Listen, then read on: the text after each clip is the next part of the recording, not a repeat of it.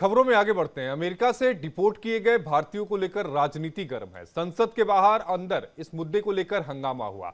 विदेश मंत्री एस जयशंकर ने राज्यसभा में जवाब दिया। अमेरिका से भारत लौटे हरियाणा के कुरुक्षेत्र निवासी रॉबिन हमारे साथ लाइव जुड़े हैं। आइए उनसे जानते हैं और समझते हैं कैसे उन्हें अमेरिका से भारत भेजा गया।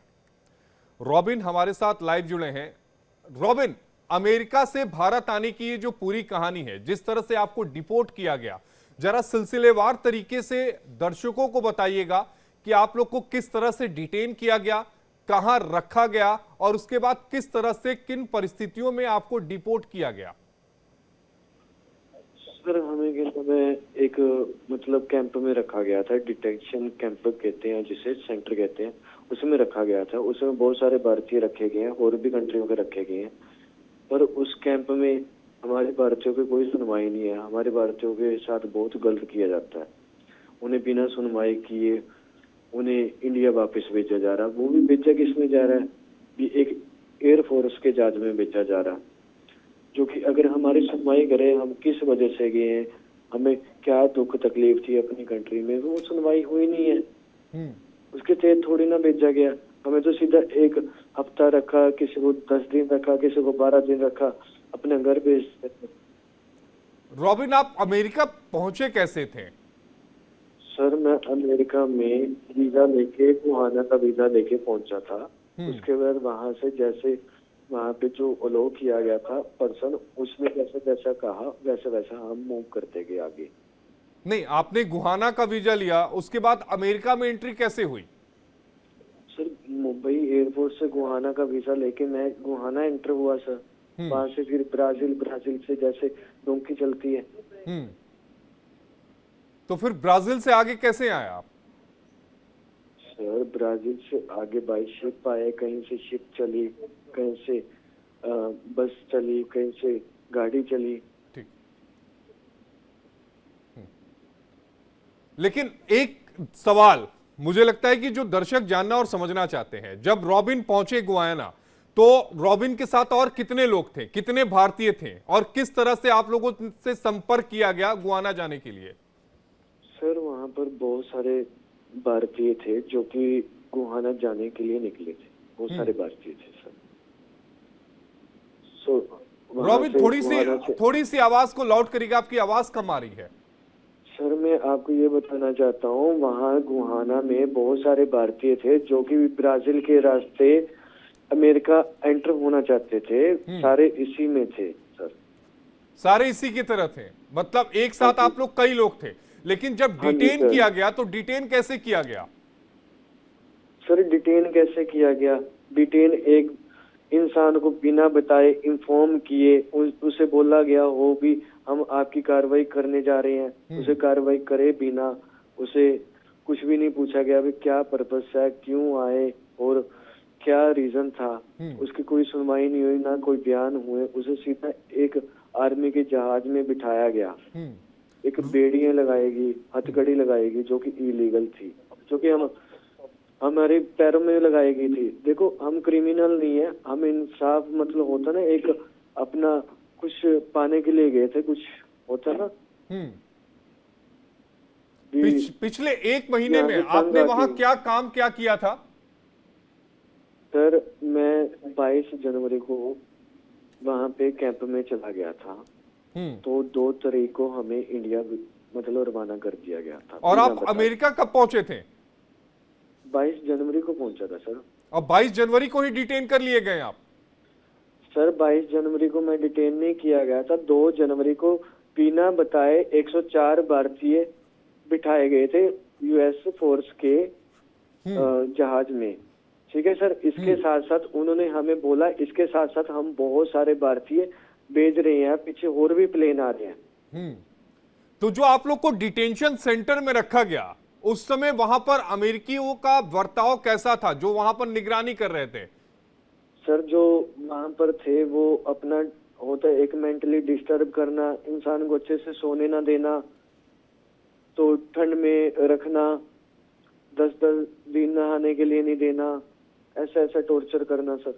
नहीं तो क्या वो पूरा एक कैंप उन्होंने बनाया था या खुले में था? सर एक पूरा कैंप बनाया गया था, एक पूरा कैंप था।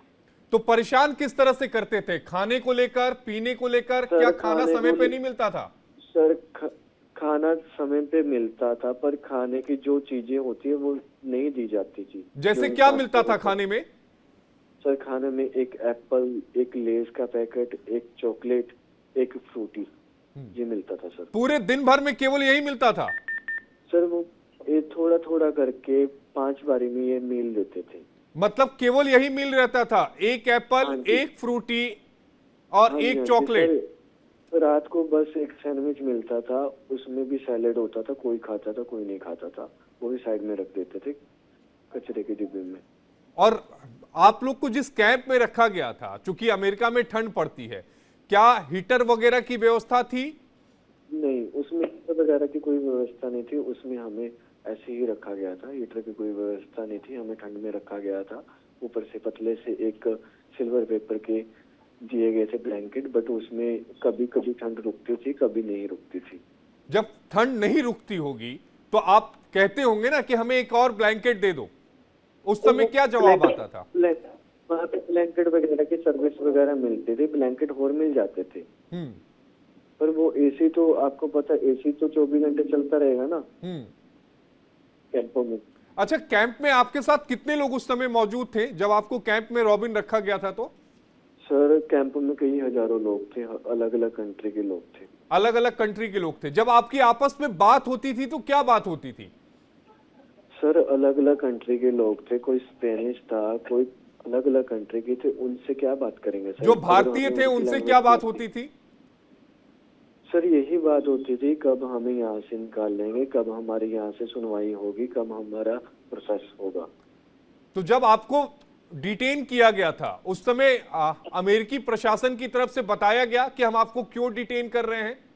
नहीं सर, हमारी वहाँ पे कोई सुनवाई नहीं हुई, हमें कुछ पूछा नहीं गया, कुछ बताया नहीं गया, हमें कुछ बताया नहीं गया, हमें सीधा आर्मी के जहाज में बिठाया गया। हमारी क्या सुनवाई हुई सर? आप 22 अब जनवरी की जो तारीख है जिस दिन आपको डिटेन किया गया था, उस दिन को जरा सा डिस्क्राइब करिए और बताइए कि 22 जनवरी को हुआ क्या था?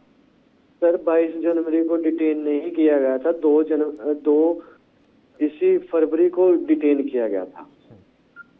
22 जनवरी को एंट्री की गई अच्छा, थी, 22 जनवरी दिन को एंट्री की थी। लेकिन ये बताइए कि 12 जब दिन इतना लंबा प्रोसेस आप बता रहे हैं तो इसमें खर्चा तो आया होगा ना, पैसा तो लगा होगा।